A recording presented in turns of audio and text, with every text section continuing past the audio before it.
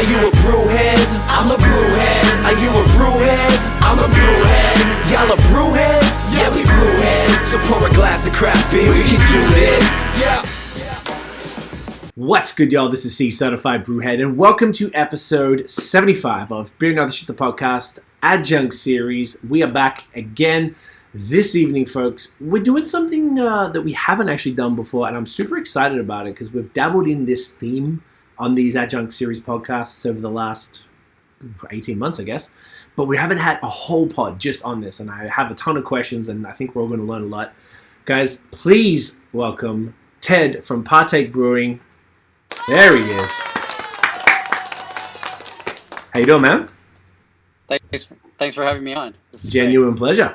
It's I've heard of you guys. I've tried your stuff. I've seen what you've been doing in the market, and I'm genuinely fascinated to learn a lot more about non-alcoholic beers. That's what I was alluding to before. Like I was saying, we've talked about it, we've dabbled in it, talked about it a little bit on the episodes, but I'm really excited to deep dive into this because I feel like there's a lot more to it than maybe people think. To make, it's tough to make low ABV beers, let alone no alcohol beers, and make them taste good and get people, interested in that sort of health conscious approach to, balancing out your lifestyle. So super keen for that, man. First things first, as always, shall we pop a beer? Yes, let's do it. Let's see if that's gonna focus. There we go. Obviously, we're gonna start in the lighter end of the scale. This is your blonde.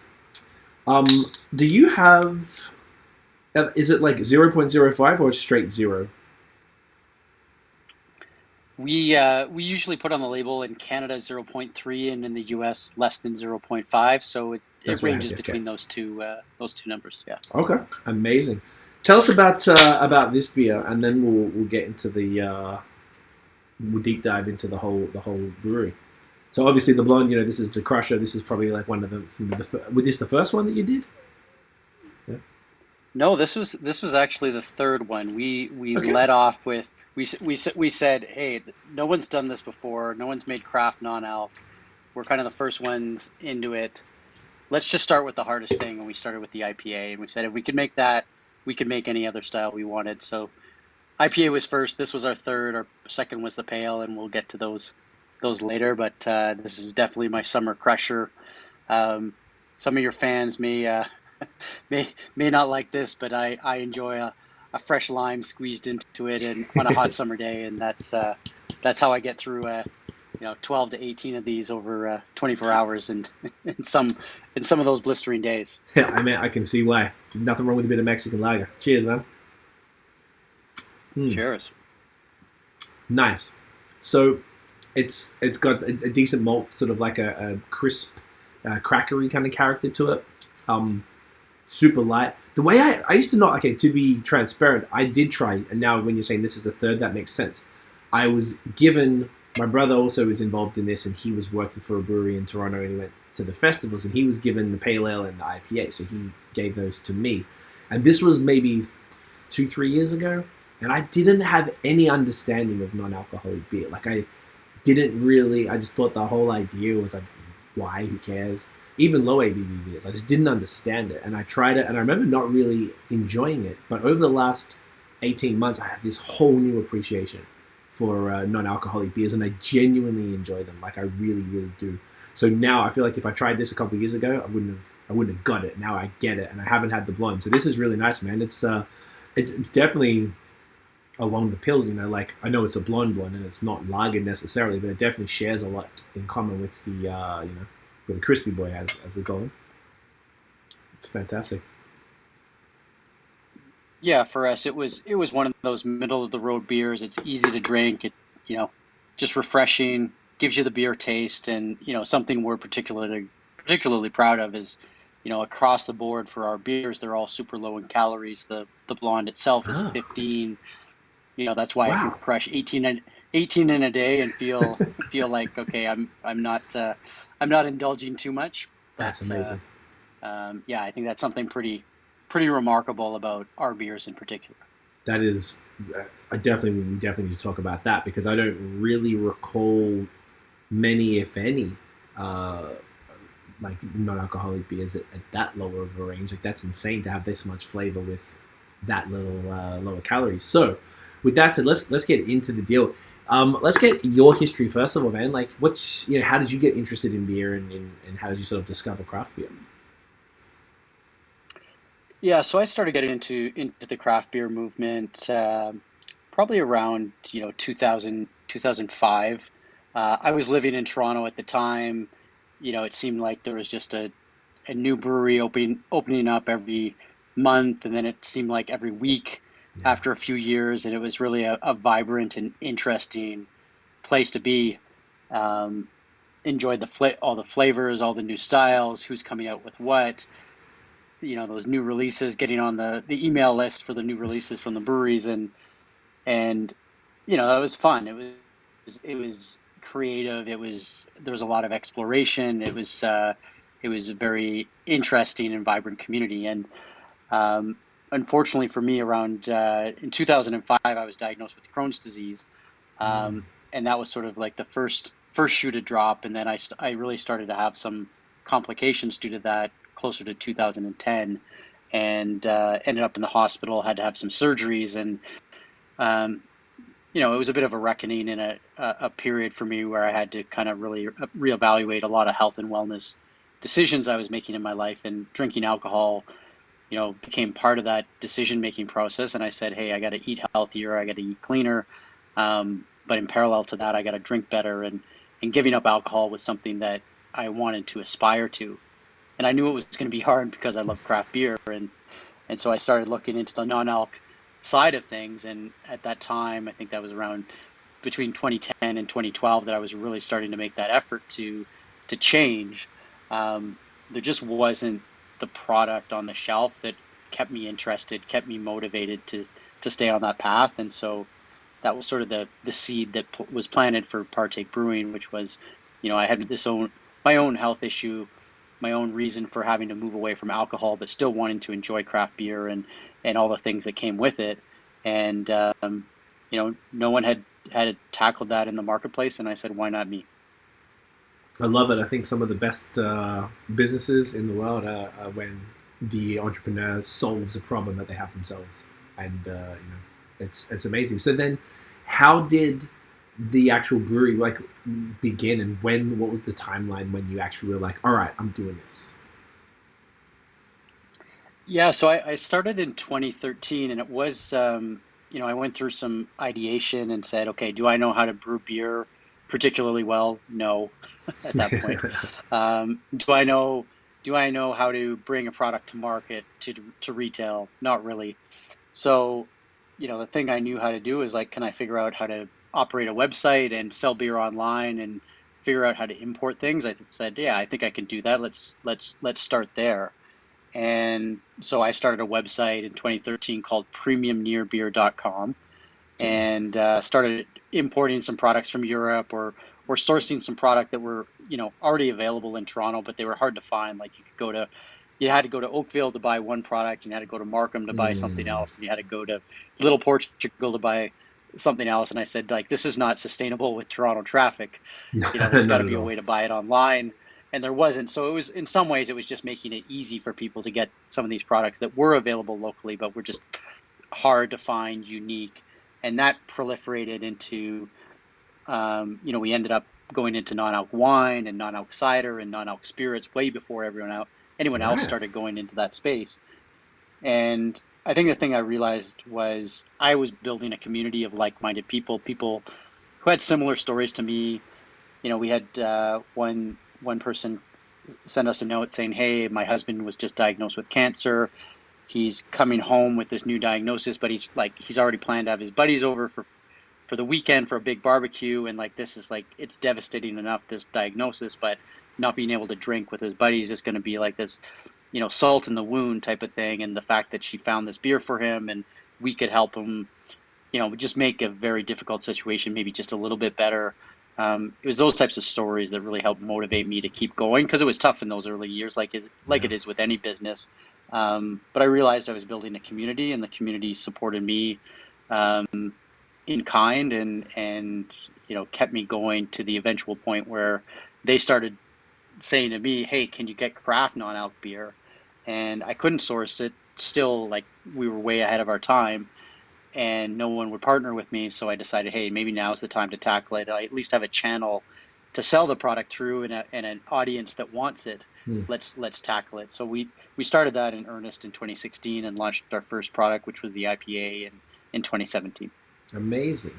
So then, what were the products that you actually were able to import and source? Like, for reference, obviously now it feels like, there's a ton of different options out there. But back then, and you're so right, like I couldn't think of a single, as you're sort of talking, I was like, I got into Canadian craft beer in early 2011.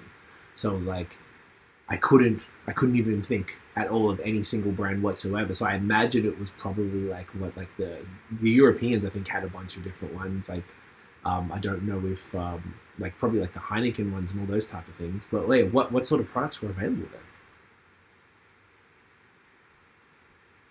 Yeah, so like Heineken and Budweiser, they were in the non-alcoholic market. They didn't have their products that they do today. So there wasn't Heineken 0.0, there wasn't Bud Zero, but they had all these other brands that had non-alc, and they didn't really care about the category at that point. It was a second, it was an afterthought for them at best. Most of the product we imported was from Germany, okay, with some from the Netherlands and some from Portugal. So those were kind of like the three main countries that we imported from. And there were some fairly established brands. Erdinger would be one, Kronbacher another, Superbach, Sagres, a handful of brands that people would know from the alcoholic side. They made non-alcoholic products, and they were better than what was certainly available at retail in the Canadian context. I think at that time the retail shelf was XL, O'Doul's, and store brands, and that was the extent of what you could buy at major Canadian grocery chains. So it wasn't a very sexy category at that point. No, it's super interesting that it's become that, and I definitely want to touch on your thoughts as we sort of get down the line here about why it became so popular. But so coming back now, so it's 2017, the first product hit the market. Where did you brew? Did you do it yourself? Like, did you partner with like a contract brewer? Like, how did that look? And I imagine this was all in Toronto and surrounds at the time. Yeah, so we started with pilot a pilot system with a local college that we were able to get an NSERC grant because we were kind of first into the space, doing something new. We were able to get some professionalism behind the brewing. It wasn't just homebrew Ted that was producing this anymore. We were able to bring some expertise from Labatt's and Molson, guys that were retired but had long 30-40 year careers with those companies in pretty important positions. So we were able to professionalize the recipe and the brew and the methodology, and then that really helped with our discussions with contract brewers. And contract brewing still has some of its naysayers out there, but the business reality for me was it's hard enough for all the guys that have started breweries out there. It's hard enough to finance a brewery that's alcoholic, and everyone's like, okay, I understand this, I understand the market size, I understand, people just understand that, right? And they think, okay, this makes sense. For me in 2017 or 2016 to say, I'm going to take several $1 million and build a dedicated non-alcoholic brewery, and they're like, they're all going to say, well, where's the market? I'm like, well, trust me, the market's going to develop. Like this, right. That is just not a conversation that was destined to go anywhere. So we had to go contract brewing. That was really our only path forward. The fact that we professionalized our recipe and had some people with some pretty big experience behind the process and the recipe was very important, because we ended up working with a brewer that, the brewery's head brewer had been an understudy of one of the guys that worked on our team. So, that connection kind of helped give us some credibility to partner with some contract brewers. So that was the early stages for us, and it was difficult because we had no experience working with contract brewers, and they had no experience working with a non-alcoholic beer company. So there was a lot of test and learn in those early days, for sure. I bet. Are you able to say which brewery you were contracting from? No, we don't No, sir. disclose that publicly. But at this point in our evolution, we brew in Toronto and also in Calgary. Okay, dope.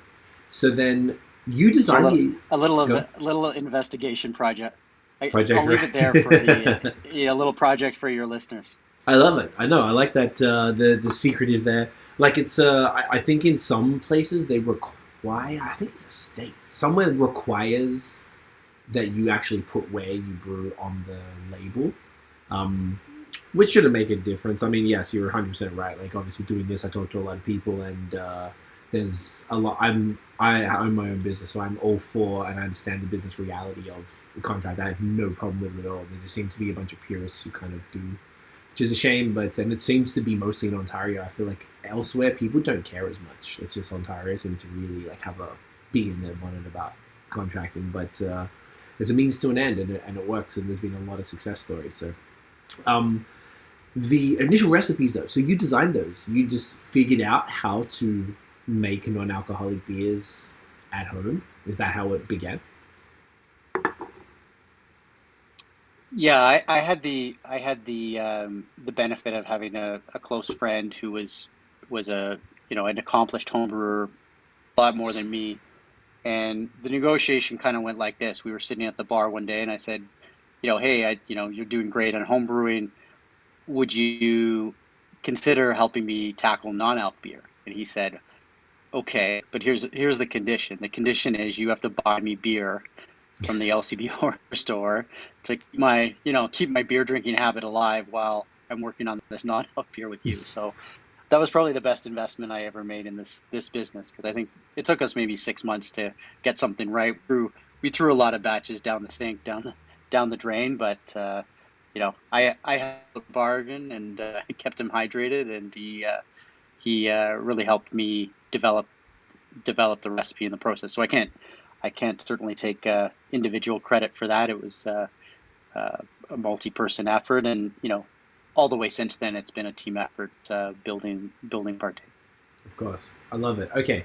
So then you launched in 2017. How was that? How were you received at a time when, once again, even though that was only 4 years ago, it was still pretty ahead of your time?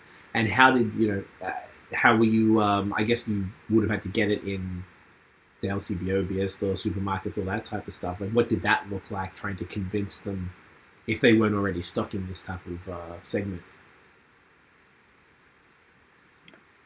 Yeah, to give some historical context, Budweiser launched their Prohibition brand, I think, in 2016, and they put a lot of money behind it. They put it on Hockey Night in Canada.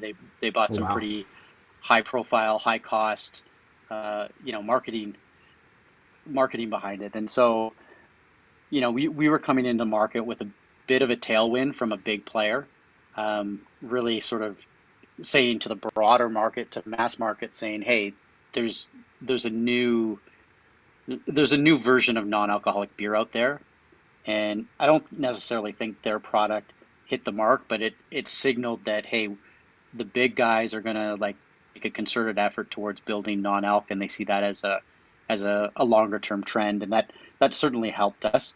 We launched on Kickstarter, so we used a crowdfunding Cool. platform to launch our product.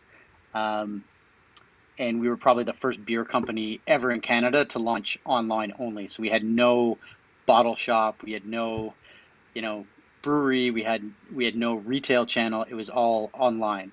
Hmm. And that was one of the benefits, the hidden benefits of non-alc, was this ability to sell in multiple channels and sell Anyway. around some of the big gatekeepers. Hmm. And so, we sold. I think our goal was $10,000 of product to get the product off the ground. We hit that goal within the first 3 hours of our campaign, and Wow. then we hit 30,000 by the end of the month. So it was a very successful campaign. The key to that was the fact that we did have this audience that was waiting to support me, and there were a lot of guys from like my online store earlier that said, you know what, I hate IPA, but I'm gonna still buy it because I want to support you, because down the road you're gonna make like a blonde or a pale ale or a red or something that I do like, and I'm just going to support you because you're the only one kind of supporting me in this endeavor. So, we got we had a lot of people that loved IPA, of course, but we still had people who were like, I'm going to buy a couple $100 from you because of the concept of what you're doing, not because of I necessarily like the product. So that was extremely encouraging. And then, early into 2018, the beer store brought on the Budweiser product, and ABI Labatt's is a part owner of the beer store, and I think there were some optics around like how do we make this a bit broader category than just the Budweiser product. So we were the only game in town, and we were able to get on beer store shelves. That led to the LCBO saying, "Oh, if the beer store has it, we should have it." And there's a bit of a snowball effect in retailers once you land in some of them. So that was a fortunate piece of time for us.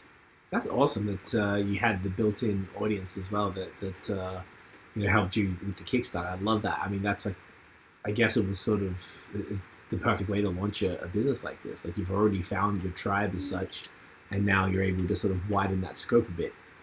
That's amazing, man. I love that. So obviously the audience was probably significantly smaller, but they're probably more passionate, being that they're, like you said, a lot of the people had similar health-based reasons for going non-alcoholic, much different to what it is this year, maybe last year, which is kind of crazy. It was only 4 years ago. Was that the same story? So you had that from the website, which you obviously built up over a few years. When you were in those retail channels, and I imagine you probably did tastings and all those type of things, did you find those similar types of people, or was it a whole different kind of bunch of individuals than perhaps you had found via your website? Yeah, the customer base has certainly evolved since I started. Like, the way we talk about it internally as a team is it was a category where you were in it because you had to be in it. Right. And today it's more driven by people who choose to be in it, and they choose to be in it for taste, health and wellness, mindfulness, even pacing, like people who, I see a lot of similarities between, flexitarianism between meat and plant-based. I think you're seeing the same type of attitude towards alcohol of like, hey, I'm going to go out and I'm going to have, 5 or 6 beers with my friends, and half of them are going to be non-alcoholic, and I'm going to be able to go home, have a good night's sleep, get up in the morning and just, do my regular thing. And, people I think are coming around to, the reason why a lot of us drink and enjoy drinking was because of who we were drinking with. And the liquid was great too, but that was a secondary factor. And so right. I think you can have both and still feel good and still hit your health and wellness goals.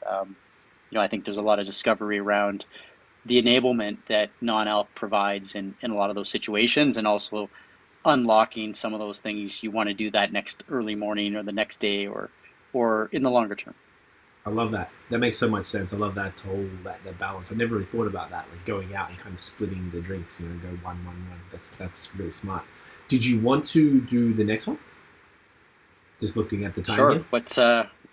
What's your fancy? On my side, I'd probably go the red if I'm going to do the color wheel. On your side, though, which one? Do you mind grabbing that? Thank you, Ben. Do you know which one you feel like rocking your side? 'Cause I think that's one of the ones that you don't have that I do. What makes sense? I'm going to go with the peach Gose.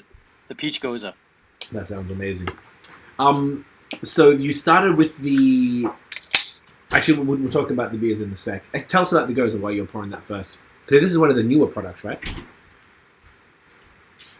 Yeah, we launched this for spring, summer of this year, and it did incredibly well. I bet. Peach Gose, Cheers. Non-alcoholic. Dude, that's crazy. Yes, cheers. One moment, I'm a little behind you.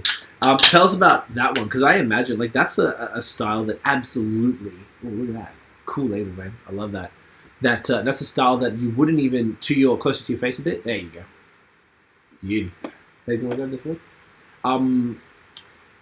That's a pretty interesting style. I would never have even thought about seeing anything remotely like that.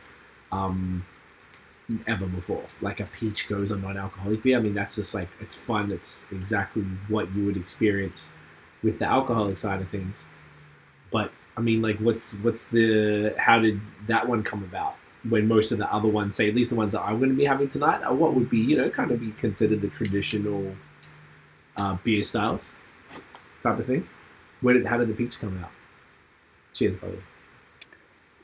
Yeah, the peach was, I think there was some feedback from our community, and again, like a lot of what I'm talking about here is the community and our closeness to that community, and our, we listen to them, we're connected to them through e-commerce in a very tight way. Like like I said, we don't have a tap room, but we have like a virtual tap room, Right. and we're able to get this feedback from customers and then go and do something about it. And when customers say, hey, it would be great if you guys had a sour beer. And so we looked at, okay, what styles of sour beer would we potentially do? What can we technically make? And then, one thing we do with our e-commerce side of our business is we're able to put out, we might do a 20 hectoliter batch, which is, I think it gets us 200 something cases of beer, and we'll go out to that rabid fan base and say, hey, here's a prototype. It's not market ready, but like, give us your feedback. Is it too sour? Is it not sour enough? Too much peach? Not enough peach? And so we're really active with our community to involve them in the product development process, and it keeps them feeling, and it's true that they are kind of an extension of our team. I love that. That's genius. That you really like it. It really, the more you we're going through this story, the more you sort of really realizing the value of what you built with that built-in fan base. It's just so important. Obviously, it seems like it was continuing to be important even to this day. I love that, man. The red. Tell us about this one that I'm drinking here. Looks like a traditional red. Great color. Had a great head on it. It's got. I feel like it's obviously they're non-alcoholic, so it's a subtle version of the alcoholic edition of a red, but it's definitely got those sort of toasty, toffee, caramel kind of malts in there. Nice and dry. It gives me everything I need. This one has 25 calories, so a little bit more, I imagine, because it's darker malts in there. Probably just bumps it up a little. Tell us about this one and when this one hit the market. Yeah, that's a more recent addition, and I think we've just kind of decided that, like, we want to have a version of kind of the major styles. We don't need to get into like we'll have probably one sour, one red. We don't need to get into the subcategories within those. We can stay as just, and I think that's something we've done intentionally, where we are very transparent with consumers about what we're trying to do. An IPA, it's not a variant of an IPA.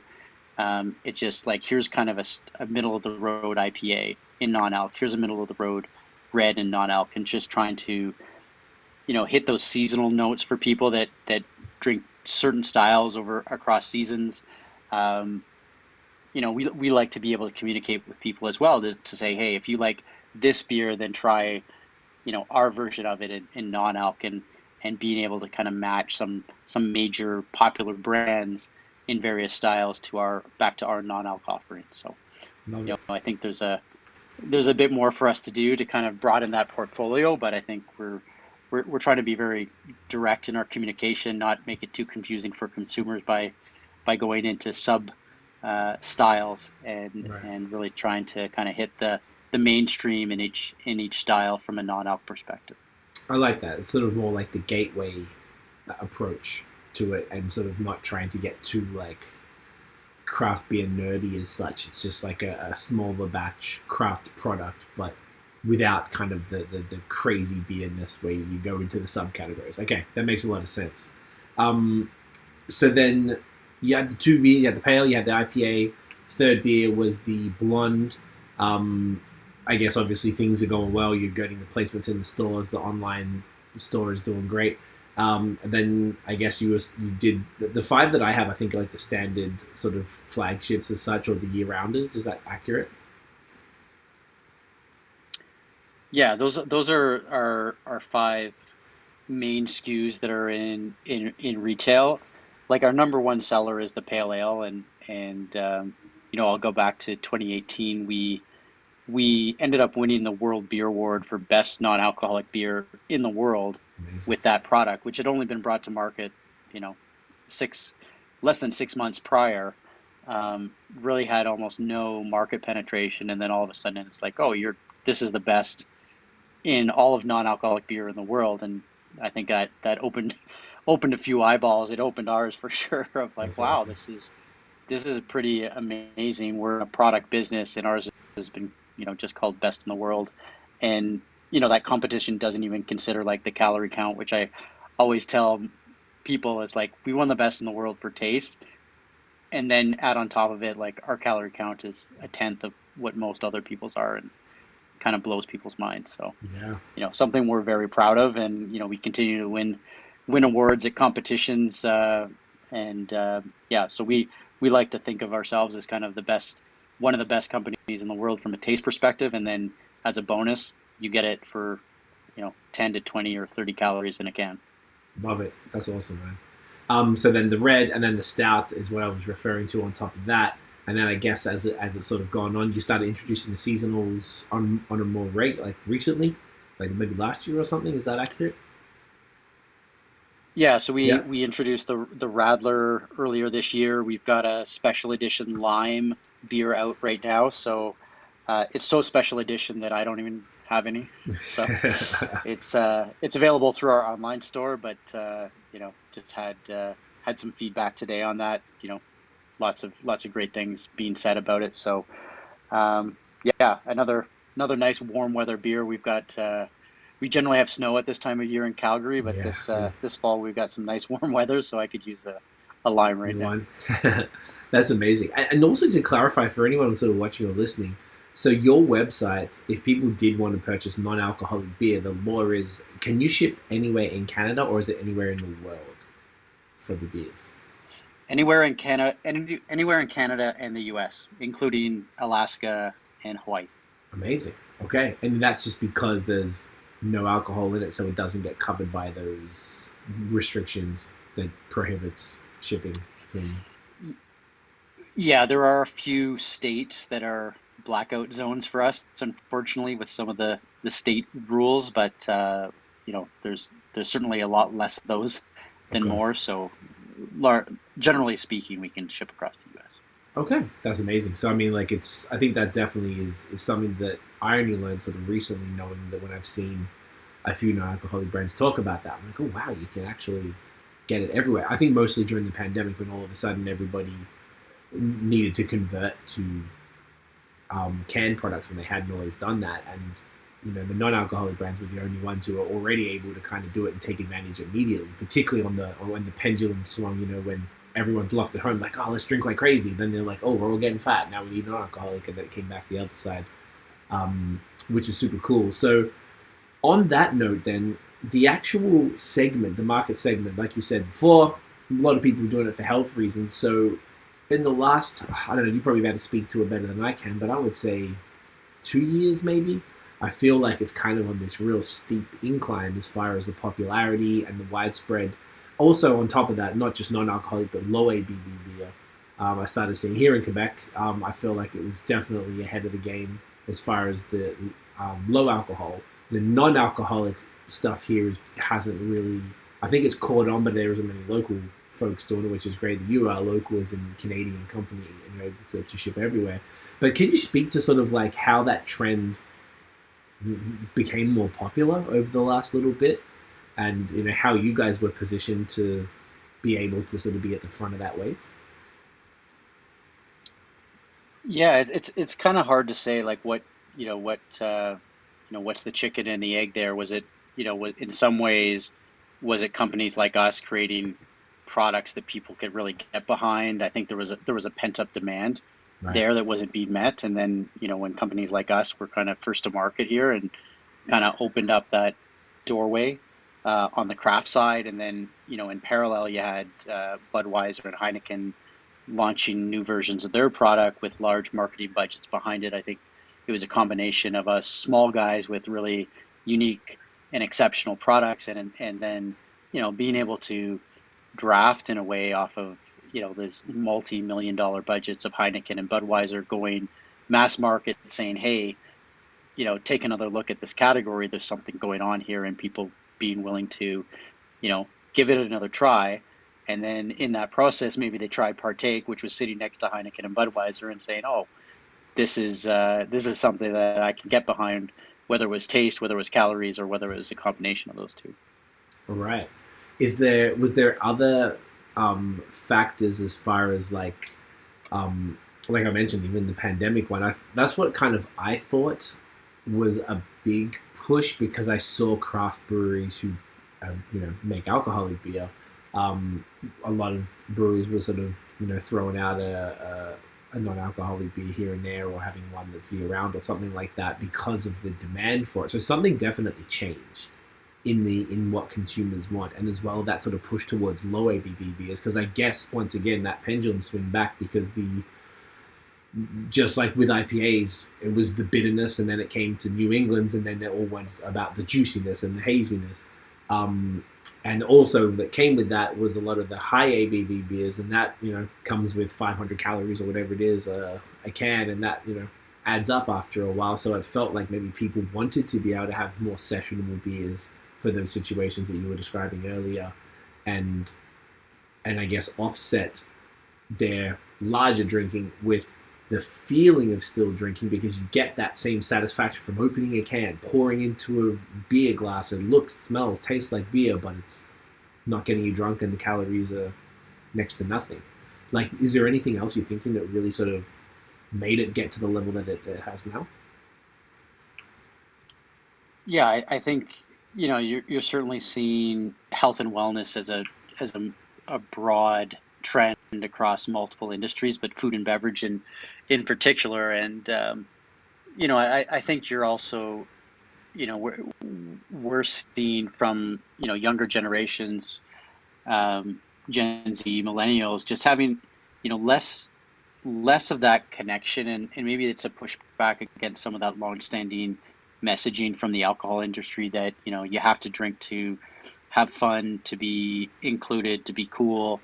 I think there's a bit of a rejection of that messaging, and people sort of saying, "Hey, I'm going to chart my own course and make my own decisions and get access to the information that's readily available on what are healthy levels of drinking, and what's a healthy relationship with alcohol for me as an individual," and people being able to chart their own course and having options to do that in a way that that allows them to maintain that social connection, and going to the bar and all the great things that drinking does. And those things have become even more important during the pandemic, of like, well, yeah, that's the social aspect.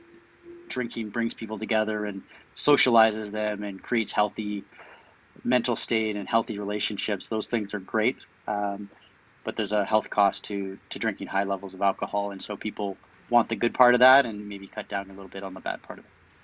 That's a great answer. Yeah, no, I definitely agree with that for sure. I found, and I'm not sure if you've seen this, being that this, we have this beer podcast, and prior to, in the before times, we were traveling a lot, and I didn't have like a drinking schedule. I would just really drink because I had to produce content, so I would be forced. I never drank like this before. I was not a big drinker, and then this beer thing came along, and all of a sudden I found myself drinking more. And I would kind of drink until I was like, oh, if I drink tonight, I might get a cold. I kind of feel it coming on. So then I'd stop for a night or two. Then sometimes I'd mess up and get a cold, then I'd be sick for a week, and then sort of not drink for a week and a half, 2 weeks, and then back at it. And that was starting to really annoy me. So I got sick at the very start of the pandemic, and then after that I made a schedule 4 nights a week and sort of split up. Tonight is actually an off night, I was saying before we started, so couldn't be more perfect. And I found that the non-alcoholic beers, initially, because I was so used to, having to drink all the time, like actually having to drink. So I'm like, well, I'm not going to just pour it in a glass and take a picture and throw it down the drain. I got to be on camera doing things. So I'm like, I have to, I need to be drinking. But the non-alcoholic beers scratch that itch of drinking, that I completely feel satisfied. Like, if I don't have to drink, it's not on my mind, because sometimes, I'm not sure, I guess it's been a while since you probably had to drink, but maybe other folks watching or listening could understand. Sometimes like, oh, it's a night off, and you just keep thinking, wow, I wouldn't mind a drink tonight. And this really hits that spot in a way I never thought it could. And I never really gave it the opportunity until the pandemic to do that. And I'm like, God damn it, this is amazing. So I've been really impressed with that. So I wonder if that's maybe other people have had that circumstance as well, and it just sort of helped them balance, just real genuine balance, which is something that we're really big on here. Like you said, health and wellness, but a genuine, just like, you know, I was gonna say work life, you know, like balance between, you know, your diet and the alcohol consumption, and just sort of keep things in order a bit, and gets rid of any urges with basically no impact. It's only a tiny step above fizzy water, really, for those 10, 15, I think this is 25 calories. It's nothing. Like a cookie's significantly above that, you know? So like I found that was a real helpful thing. I don't know if you have any thoughts on that at all. Yeah, well, just on the calorie side, like our team kind of jokes that, you know, in our lower calorie ones, the ones that are 10 or 15, the team jokes like just the act of drinking the beer will burn more calories than are in the beer, and it's kind of its own weight loss program. But I love it. yeah, we have a good laugh on that one. But yeah, I think, you know, balance is great. Like for me, you know, I don't miss it anymore because I have a great alternative, and I think that's part of the story, is that the products now are so good, and you know, we're one of several companies making very top-notch quality non-alc beer that, you know, someone like you who drinks craft beer much more regularly than I do, or it's their main thing, can have a night off and drink a non-alc beer and say, hey, that was just good beer. Yeah. Like, I know it's different because it's not non-alc, but it's still good beer, and I enjoyed that. And you can have that same experience of discovery and taste and those things that go with craft beer, but you know, have that night off and achieve some of that balance. And you know, we're you know, I was a drinker before. I don't try to preach to people about their drinking habits, but I can tell from my personal experience that there are a lot of things in my life that are better because I drink less. Right. I definitely agree. Having those nights off, I find it just so beneficial, and I look forward to them because they put everything in perspective. So when I do drink, I appreciate it because, as you can probably imagine, and other people who work in the industry, I mean, I'm just on the peripheral being the media side, but if you're working at a brewery, you're exposed to this stuff every day, and it's pretty hard to not have to drink. So it can kind of get like, not even passe about the drinking, but you're just like over it. I'm like, oh, I'm not here again. God damn it. Like it's you know, and I found that these nights off, whether having sparkling water or having like a non-alcoholic beer, just makes me, when I do drink again, I'm like, oh wow, this is like, it actually has enhanced the flavors. And I find that a really good benefit. And I always try to preach that a lot as well. Even though you're saying you're not preaching, I find that it's so easy, I guess, because you're sort of in this non-alcoholic world. I don't know if you get to see it as much here, but I think there is definitely some people who are overdoing it and don't realize, because it's a hobby. Craft beer is a hobby, you know, type of thing. So it's not look like as alcoholism type behaviors, when in reality, if you kind of look at it objectively, the volume that some people are drinking are like a little problematic, and they don't maybe even realize, because it's just this fun little thing. They just like to have these beers, and the side effect is getting drunk. So this offsets it in a way I think people don't even maybe appreciate how valuable this segment is. And maybe that's why it's also gotten more popular.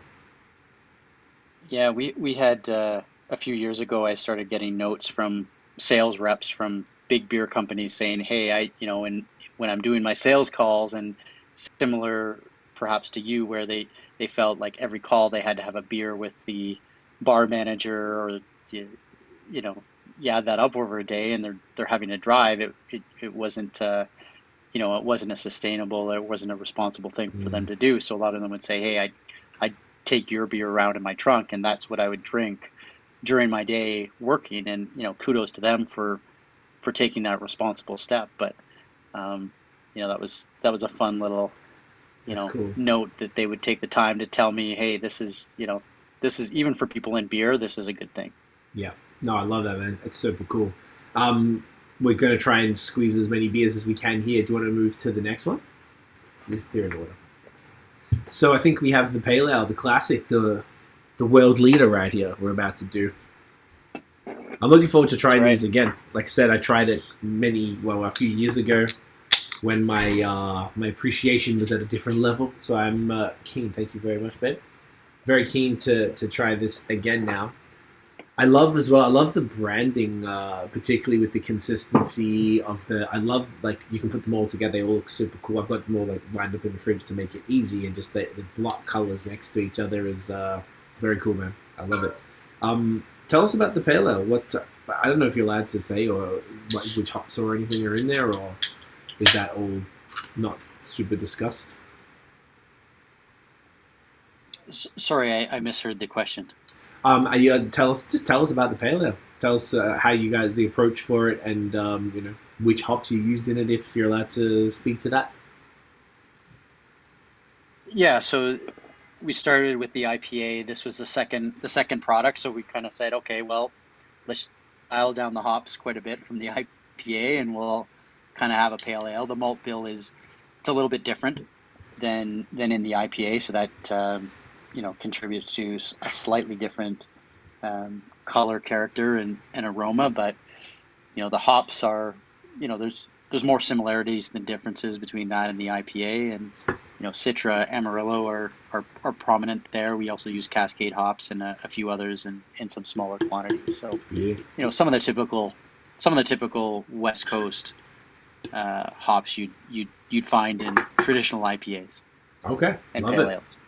mate. Cheers. Yeah, it's got a nice fruity nose. Even on the tape. Yeah, this is great. Wow. We talk about orange zest, grapefruit, and a little bit of pine. So it's kind of like definitely like a more American / West Coast pale ale style. Definitely getting all those things. I like the subtle bit of pine, kind of toasty malts, a little bit of that grapefruit pith bitterness in there. Mate, solid. Yeah, it's super interesting. I really appreciate this stuff. So the actual technical side of it, if you want to get into it, I was sort of saying earlier that I've heard from others that there's 3 main ways to brew non-alcoholic beers. Are you able to sort of maybe describe that and then talk about your specific approach here and why it works so well? Yeah, so I can talk about the general methods that are used. So there's, for me, it's a bit of a spectrum, and on one end of the spectrum is like full dealc. You'd brew your 5% Budweiser, dealkalize it, it becomes Bud Zero or Bud Prohibition. That's I think effectively what that product is. On the other end of the spectrum is kind of a more European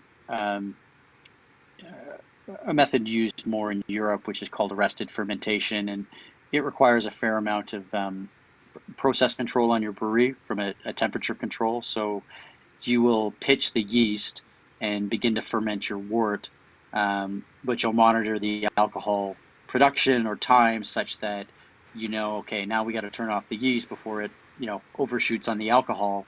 Right. But you have to have some pretty good brewery control in order to do that. And so I think what happens is you cool the wort down, it deactivates the yeast, you filter it out, you tend to end up with perhaps a bit of a sweeter finished product. For us, I think there is we've taken what we consider the best elements of both those steps and kind of combined them into, I call it a bit of a Frankenstein process, but it's yielded a great tasting product with an exceptional calorie profile and a huge consumer response to. So I think we put the Frankenstein together in the right way. Love it.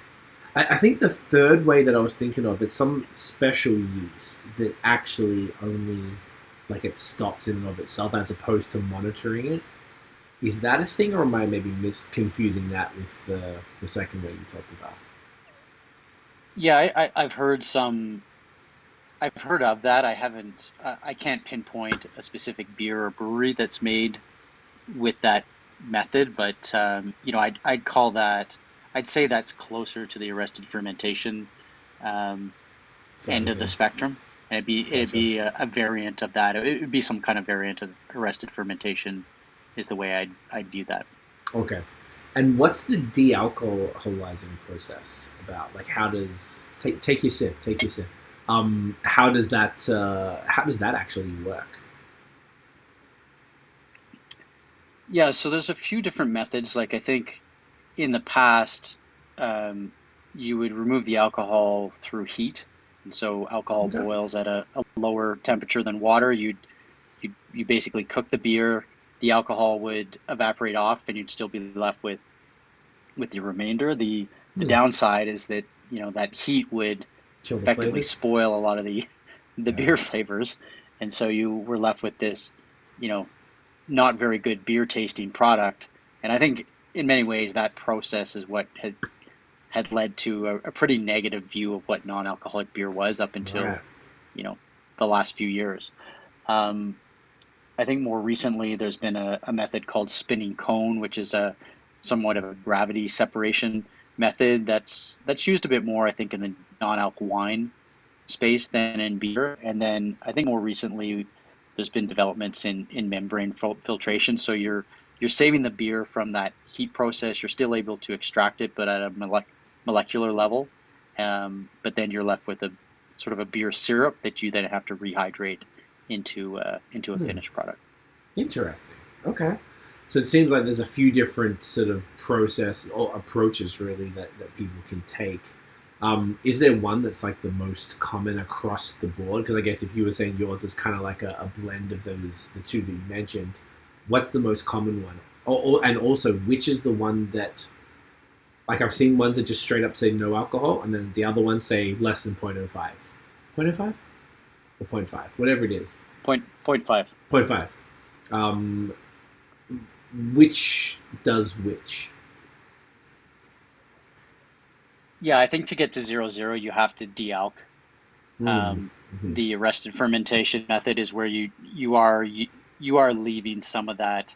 You're encouraging the beer to have a fermentation character. Okay.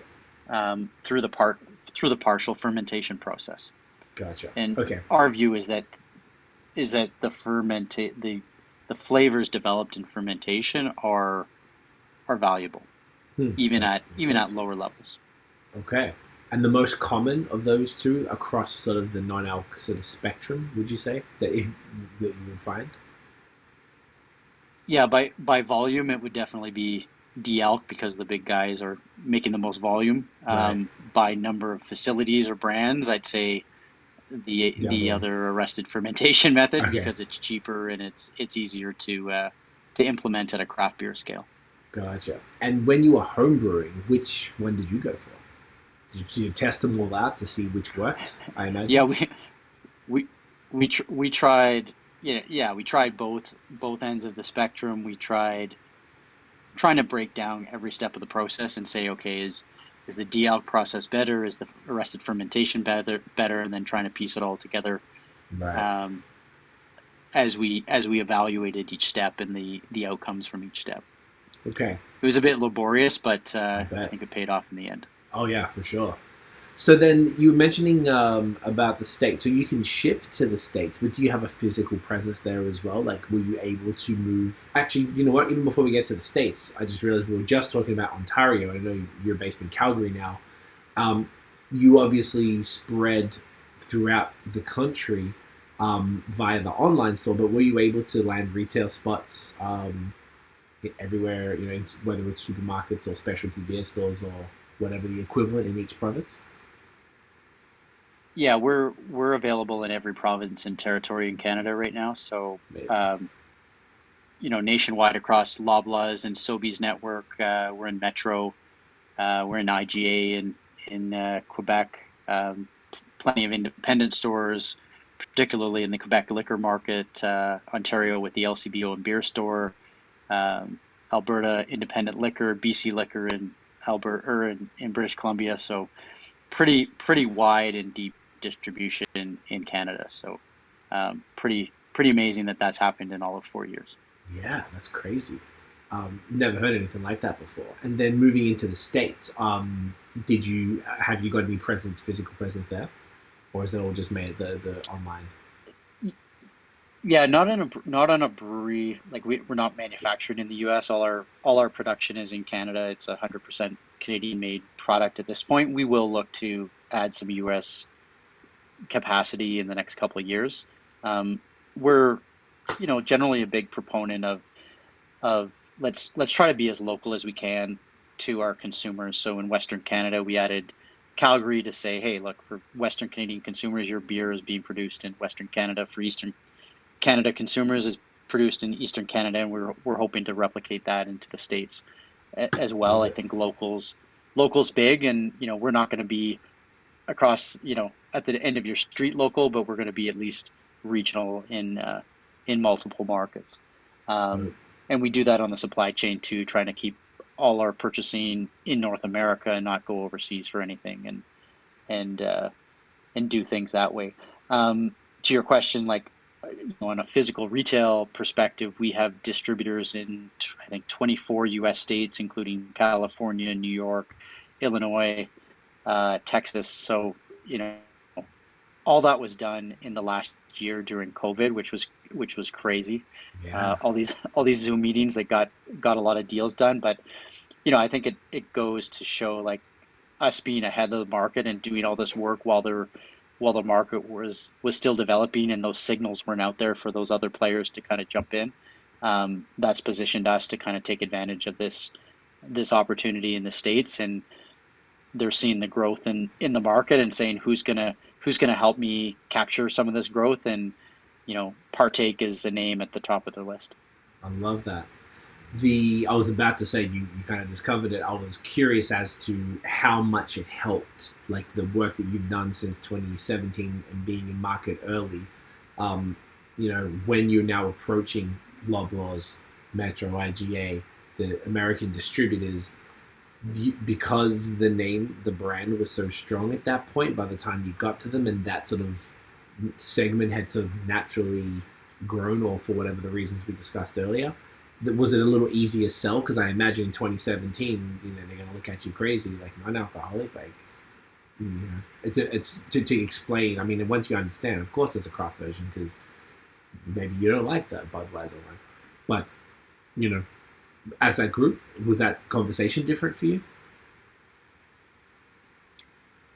Yeah, it's certainly evolved. Like when you can point to a large retailer and say in the LCBO where we own 40%, 50% of the non-alc category, but we're only 10% of the products on the shelf.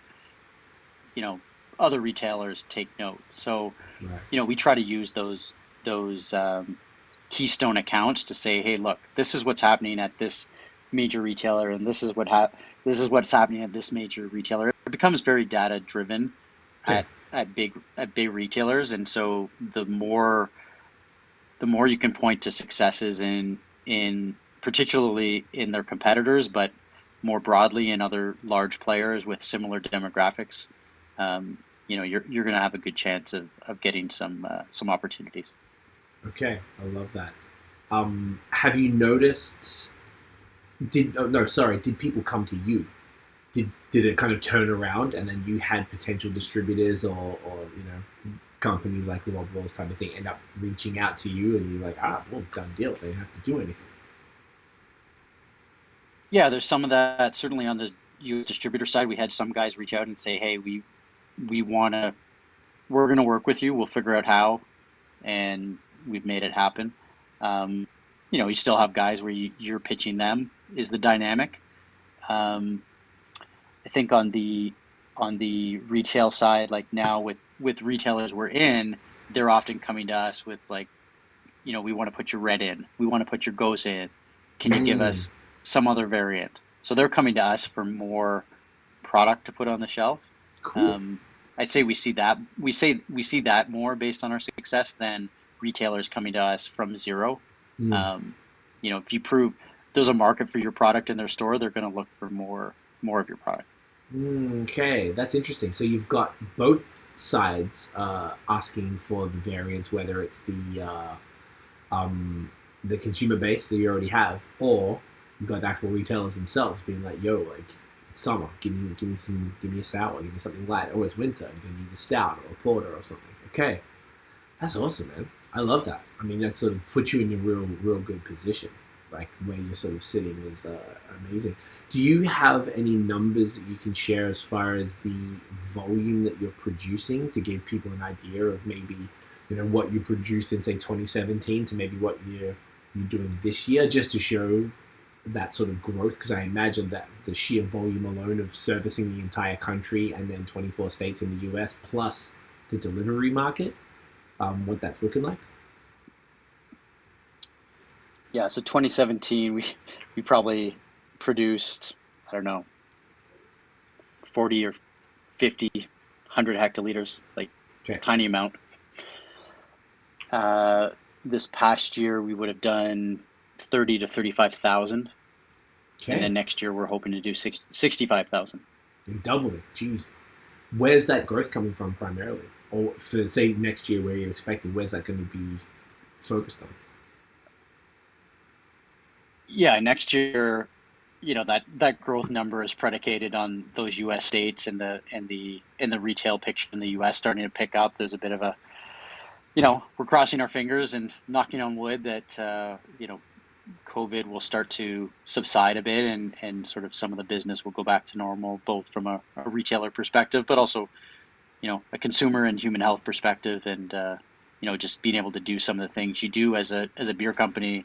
Outside sampling, beer festivals, those types of things that expose consumers to your product, and we think we have a great product with a great value proposition and something that people are looking for. So, I think that's going to be a key to us meeting that aspiration for next year.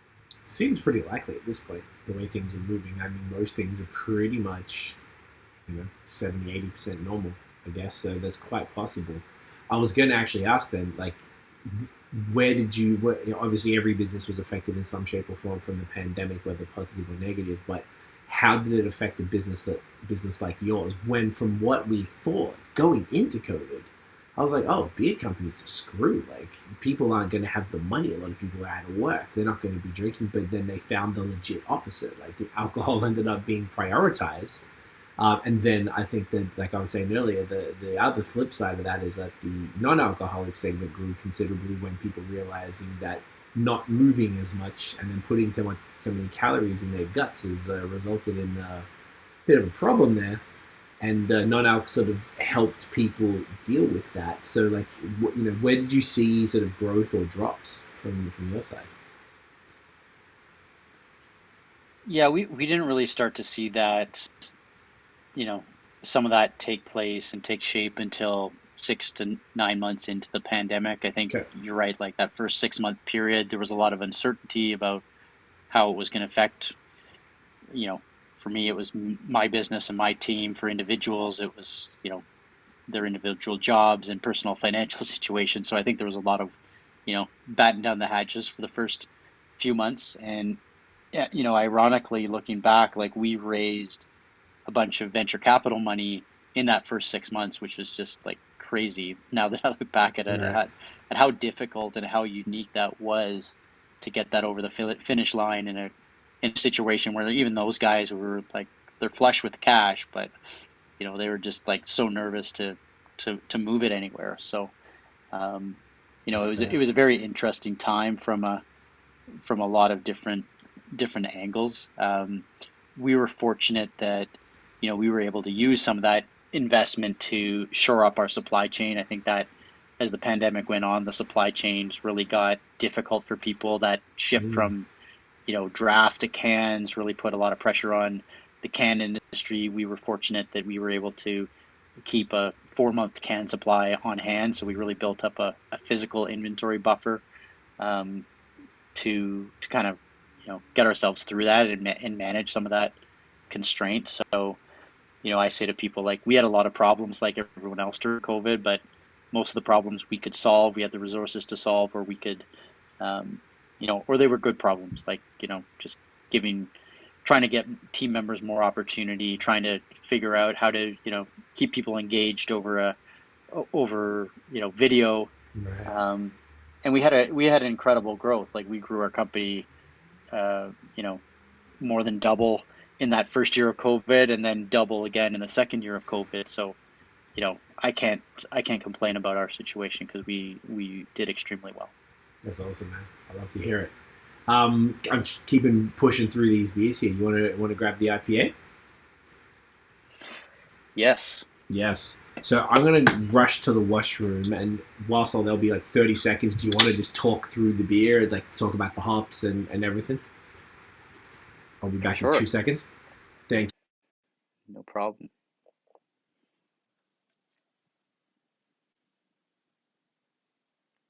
Getting used to the camera here.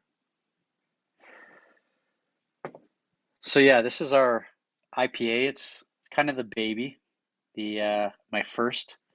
Um, yeah, it was conceived in 2016, the first beer we worked on that homebrew system, the one we threw out many batches of, and you know, it actually has an interesting story to go with it. Our first commercial batch was a bit of a disaster, and anyone that owns a brewery out there has probably had similar situations. But our recipe got transcribed incorrectly onto the brew sheet at our contract brewer, and the beer came out far more bitter and far more hoppy and far more hazy than this beautifully clear and bright beer you're seeing here.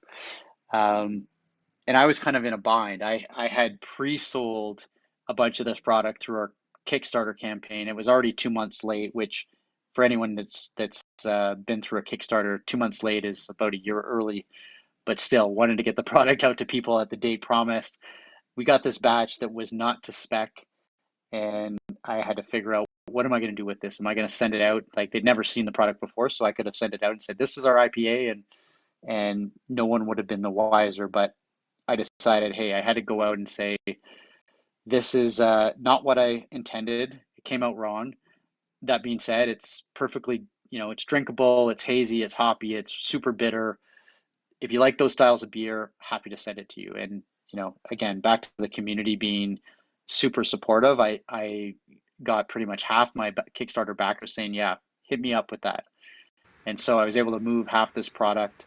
I still have some customers today are saying, "Hey, when are you bringing back that super hoppy, super hazy IPA?" Which we are planning to bring back now. you. Love it. But we kind of call that our hoppy accident. So this is the revised version, Okay. and you know, I think it's very drinkable. It's definitely got that craft IPA punch to it. Similar to the Pale, uses Citra, Cascade, Amarillo hops, and some others, and really has that nice West Coast IPA feel. Okay. Cheers. Cheers. Mm. Yeah, this is definitely very different to the Pale. Different nose. There's definitely more of the pine punch, which is really interesting that you're able to do that because essentially the ABV is the same. You know, obviously if you're dealing with alcoholic beer, a pale ale is whatever 4 or 5%, IPA is 6, 7, 8% or whatever. So to be able to make that differentiation is pretty damn cool. There's definitely a lot more of that pine in here, which and it's almost like that resiny, that real West Coast stuff, which I love. That's super cool. I love that it was a mistake. So are you going to do, when you do the hazy one, are you going to make it maybe like a New England IPA where it wouldn't be so pine and pine forward and such, and then maybe do that sort of juicy tropical type of vibe? Yeah, I think we're going for a little bit more juicy tropical than bitter, but we'll see how it comes out. Still coming out of our R&D team Department. right now, but excited for that. That's awesome, man. And it's only 10 calories. Wow. That's just so ridiculous. It's amazing. And this one actually says 0.3%. I swear the other one's less than 0.5. Okay, so you got an exact amount on this one. Yeah, so I think you've got two cans there. So one is a Canadian label, and one is a US label. Oh, between the two. How would I know what's what? These are brewed the same day. Oh, no, Well, the one that says less than less than 0.5 is US, and the one that says 0.3 is Canadian. Gotcha. Okay, and that's just a regulation thing. Yeah, just the way that we're required. I guess the US one wouldn't have any French on it either, and the Canadian one would. That's true. It actually says imported by a in New York. Dope. I love it, man. It's very cool. It's actually super interesting to have. Oh, you got the tasty notes on the American one too, whereas this Canadian one does not. So maybe I got a nice little mix. Is that just because of space requirements? Because you need the nutritional label here. Correct. Yeah, we have to put the nutritional label on the Canadian can. In the U.S., we put it on the carton, the outer carton, but on the can we keep the tasty notes. Gotcha. Interesting. It's so funny how like every place is so different, and you got to sort of bend to those whims. Okay, that's amazing. So being that you are, like I was about to say potentially, but it's actually literally the OG of non-alcoholic craft beer in Canada. And you've seen it from its inception of literally nothing as far as the craft market's concerned, and then being able to kind of be the lead the way and take it nationally and internationally and hopefully beyond. Where do you kind of see it all going at this point? Like being that you've seen how long it took to kind of get to where it is now, and how kind of quick that growth has been. Like, do you think it's going to keep growing? Will it plateau? Will it drop? I mean, I can't really see that happening. Yeah, I'd be curious where you think this all could go. Yeah, like early on, before there was any market here, right? Like even when I was doing my online store, it was about, okay, this is, I'm solving my own problem. There's other people out there that share the problem. I'll solve that. But, the bigger picture that kind of drew me in as well was, you looked at Europe and, 5% of their total beer market was non-alc. In Spain, I think recent numbers I saw was like 13 or 14%. And when you extrapolate those types of penetration numbers of non-alcoholic, so if you extrapolate that to the U.S. market, the North American market, you're like, that's a big opportunity. Are we going to get there next year? No. But is this a 10 or 15 or 20 year growth opportunity that we're just at the beginning of? I think so. And so that was kind of what caught my eye from a business perspective. And then, add on to that the fact that, okay, this is very meaningful for me. This business has a lot of purpose. It's helping me, make people's lives better who can't drink alcohol but still love craft beer and still love that social connection and all the great things that craft beer brought to the beer industry, but from a non-alcoholic perspective. So, I've got a lot of motivation to keep going here, and there's always tough things that happen in any business, and we seem to be able to get through them because we have this clarity of purpose, and I think that's why we're going to be in this industry for the long haul, and hopefully see that day when we get over 10% of the total beer market's non-alc in North America. I love that. And that's including the macro too, right? Like not just of the craft beer market, but the beer market. That's, total beer volume. Yeah. Damn, that's massive. I love it. I guess it's going to be really interesting to watch. I was going to ask, I had a good question. I freaking lost it. So the other brands that you're putting out, that was something I did want to touch on as well. When you've got the peach Gose that you dropped, you got the lime one that's out now. Like, what other type of stuff can people kind of expect in the coming? I mean, I know you probably can't speak to everything, but do you have any other ones that are available now that we hadn't talked about? I know that for the final beer, which we'll do shortly, we've got different ones, so there's something else there. But what other type of stuff can people expect from you guys? Yes, we launched a Radler earlier in the year as well, so that's something that'll probably come back into a rotation. We're trying to structure those offerings to come, on a bit more of a calendar basis, seasonally, winter, spring, summer, fall. We'll have something new come out for people that fits with the season. Cool. So I think your listeners can probably project what some of those might be and guess, but things you would normally expect in those seasons to come out, we'll try to do those Yeah. in a non-alc format. We take a lot of inspiration and guidance from craft beer, and so we try to just, like, we don't have to invent the trends. We just see, what do consumers like, and then try to offer it in a non-alc format. So in some ways we created something new by going non-alc, but in, a lot of the guideposts were laid out by, the pioneers in craft beer before us. So, So we're, that's not lost on us that, we're building on the shoulders of a lot of people that came before us. that's awesome, man. And that makes a lot of sense. And I guess that's what people would really want if you really think about it. We're non-alcoholic. If I could get, like, it's fall right now, an Oktoberfest Dunkel or pumpkin beer or something that's non-alcoholic, I mean, that'd be awesome. That'd be just like super, like, just keeps it fun. I think it keeps it interesting, because I guess if craft beer drinkers, just because they're drinking, non-alcoholic beer, doesn't mean that they want it to be interesting. They don't want something new. Like, you're not going to just sit there and just only drink the blonde forever. Some might, but for the types of drinkers and the way that craft beer drinkers participate, and what they typically like is and like you were saying, the retailers want it because I imagine that the consumers are asking. They always want something new. So they're like, hey, what's next? What else you got? What else you got? And I think that's really dope that you have these, like, the core range, which is, standard type of stuff you could expect, but also fun. Like, I really don't think I've ever heard of, like, a peach Gose or anything like that in a format, which is super fun. I think it just keeps it. It must keep it interesting for you too, like, because otherwise you just do. I mean, I know you're physically not brewing or anything, but, like, it's just, there's always something new to talk about that gives the distributors something beyond just that, and that would reinvigorate interest in the flagship brands.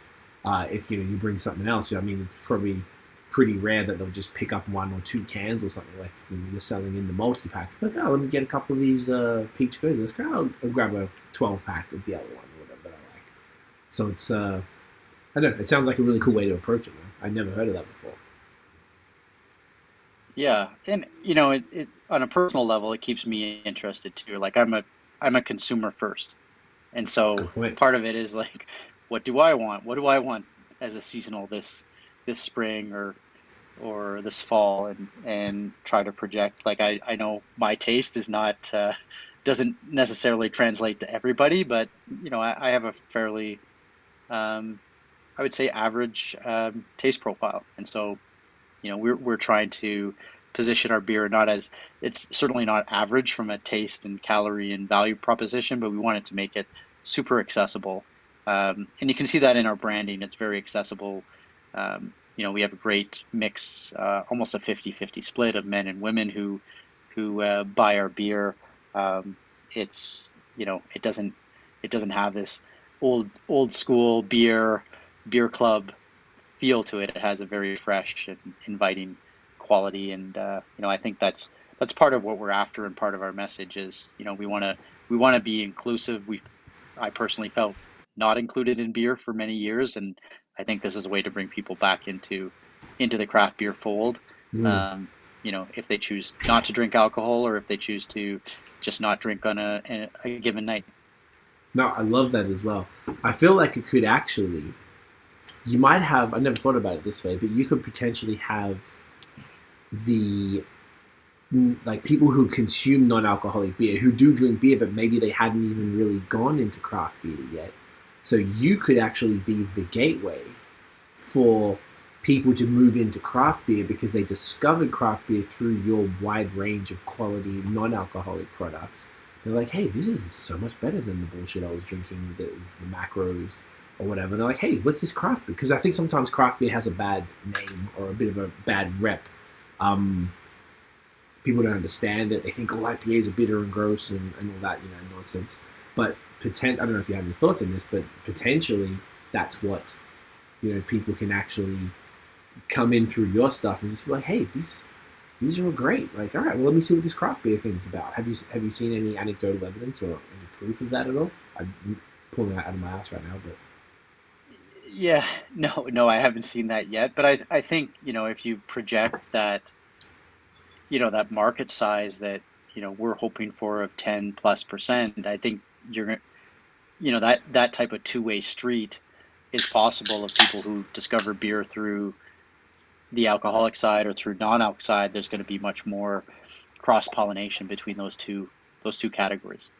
I love it. It makes so much sense. I'm pouring the final beer, the Stout here. I was just going to get the photo while you were talking to pass that to Tiff here, which is this bad boy. Loving it. This is probably the one style I would say I had the least in a non-alcoholic format. I actually don't know. I might have a European one, maybe, recently, but I feel like it's a much less common one. And you have a totally different thing than I do. Is that the Radler? This is the Radler. Hey, nice.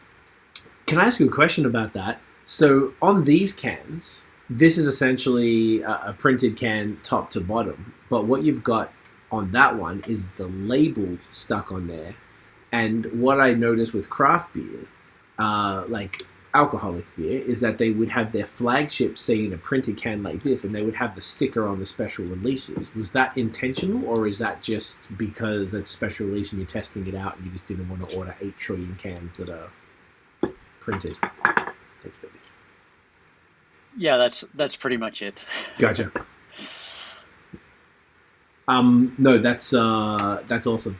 I still think there's like a signifier with that for me, though. I really think that it's super cool that, I don't know, never thought about like non-alcoholic beer and been able to get like, oh, this is a brand new one because look, it's got the sticker on it. Like, I don't know, there's like something that it helps identify the different stuff. I don't know, there's something to that in the craft beer world, at least anyway. And once again, just not something I ever really considered from a non-alc side, which is cool.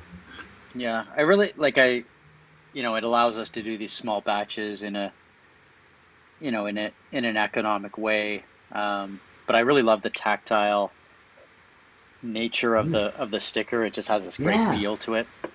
Yeah, I'm all on board with them. Tell us about both of these beers. I mean, I got the Stout here. This is great, man. It's the nose. I can't put my finger on what it is. It's kind of chocolatey, but kind of like leathery, which is something you find in stouts a bunch. And but in the mouth, it's just straight like chocolatey stout goodness, creamy. Yeah, it's a go-to for me in those like cold winter months. That feels like you get a little bit of warmth out of a cold beer. Yeah, right. No, this is fantastic, man. Definitely balances it out. It's an interesting. I think this is almost like a tougher one. Arguably, probably one of the toughest to make. For the color, because you have to use X amount of malt, I guess, to get the color. But then if you use too much, then it'll be too much alcohol, etc. So it probably can't be too easy.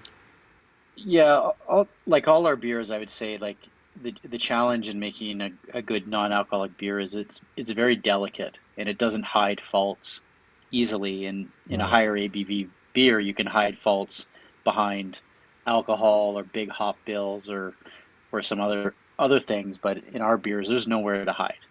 Like if it's not bang on, it's not going to be very good. So that's our largest challenge as a commercial producer is getting that precision and consistency in our beers, which is not easy, and it's I think harder than making a good non-alc beer. I think is harder than making a good alcoholic beer, and and it's something that we've been working at for quite a few years and honed in on. But some of those early batches had a bit more variance, let's say. Right, got it. I've had brewers tell me exactly that. Breweries that have only got their one non-alcoholic beer, and they said they put the same amount of money of ingredients, same time, energy, effort into making this thing with no alcohol than they do their 8% double IPA. So definitely on the level with that. And then the Radler, is there a fruit or anything in that particular one? It looked like it was kind of orange at the top from memory. Yeah, it's got a mix of fruit. So it's got it's made with cold pressed juices, and those are grapefruit, orange, and lemon. Dope. Awesome. Nice, summery, refreshing.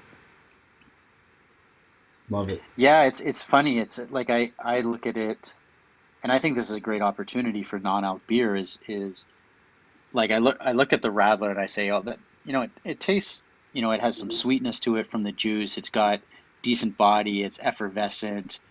It looks nice in a glass, refreshing. And if I put that against a soda and I look at the calorie count and the ingredients and I say, this is a far and above a much healthier beverage to drink than a soda. And, my Great kids point. drink the Radler all the time and they love it. And I'm perfectly happy, not just because I make it, but, because of like what's in it. I think there's room for non-alc beer to move into some of the soda category and say, hey, there's some great tasting non-alc beers that have some very attractive flavors, not bitter beer flavors, but maybe, perhaps a little bit sweeter, but still having low calories and natural ingredients and all these other, generally good things rather than bad things. I think there's opportunity to take some market share from sodas and expand who our customers are. I think North America is maybe a little bit behind Europe in having that conversation, but I think that's a potential conversation for down the road with consumers and with our audience. Didn't consider that. That's awesome. I never thought about being there's no alcohol in it and there's no sugar really, or hardly any sugar, so that it is technically significantly better than a soda for kids. I wonder if there's any, I'm sure people would probably object to giving even a non-alcoholic beer to kids, but the actual on paper, that makes so much sense. Early on when I was running my social media, which I thankfully for everybody's sake I'm not anymore, but I did post a picture of like one of my kids just took one of the beers and started drinking it, and I took a picture and put it on Instagram, and yes, it had definitely had some people that approved, but definitely a few people were giving me some parenting advice. So maybe we're not ready for that quite. Not ready for that quite yet. Not as progressive as Europe, I guess. That would explain. Someone told me that I forgot the brand, Omnipolo's one is like their biggest selling brand, period, out of there. And I imagine maybe because there's that interest from the soda side as a soda replacement, whether it's for minors or people of age. So that's, I think that's a really good point, and that's going to be something to watch as well, to tap into that. Yeah, that's awesome. Man, was there anything else we wanted to cover? I feel like we're hitting about the hour and a half mark here, which is what we're aiming for. We've gone through the 5, technically 7 beers with your different stuff. This has been really cool to have them all sort of back to back and hear you sort of talk about them all, and they're all very different. They all scratch very different itches, which I very much appreciate. Yeah, man, was there anything else that we wanted to touch on, or we basically got it? Yeah, I'd say just, just so, your listeners in the US, know where to find us. Obviously, Please. Online, drinkpartake.com or .ca in Canada. And then, on the US retail side, we talked about Canada, but on the US side, Total Wine & More has been a fantastic partner for us. They're across 20 plus states, major retailer in the liquor channel. Wegmans has been a phenomenal partner for us in the US Northeast. We're in Ralph's in California, so lots of places to get our product, but still early days in the U.S. compared to the size of the opportunity there, and we're just every day it seems adding new stores and new locations and new fans. I love it. That's amazing. Where can everyone find you online specifically? So aside from drinkpartake.com and .ca, the social is also Drink Partake, I imagine? Yeah, I think we're Partake Brewing on Instagram and Drink Partake on Facebook. And then I'm on LinkedIn. That's the channel that I use on a personal level. So look me up, Ted Fleming on LinkedIn, and always happy to connect with other beer fans and entrepreneurs out there. Love it. That makes me happy. Let's get the thumbnail. I got to do it while we're live. So I'm just going to take a screenshot. Do you want to hold up a couple cans and make that look pretty for everybody? Then we'll wrap her up, and then we'll finish offline. I think I better hold 3 in my hand. There we go. Can I do it? Can I do it? There you go. Boom. Boom. Here we go. Oh, it's been a while. There we go. Gorgeous. Stunning. Yes, stay on the line, Ted. I'm just going to wrap this up, and then we'll finish offline there. So everyone, thank you so much for watching and listening. If you enjoyed the episode, smash the thumbs up, hit subscribe below, and hit the notification bell so you know when the new drops. We drop brand new episodes every Wednesday. Follow us on social media at BAOS Podcast and check out the long form audio. Like I said, every Wednesday we drop in. Mate, thanks again, Ted. Appreciate your time. Guys, drink safely, responsibly. Very important, and we'll see you in the next episode. Peace.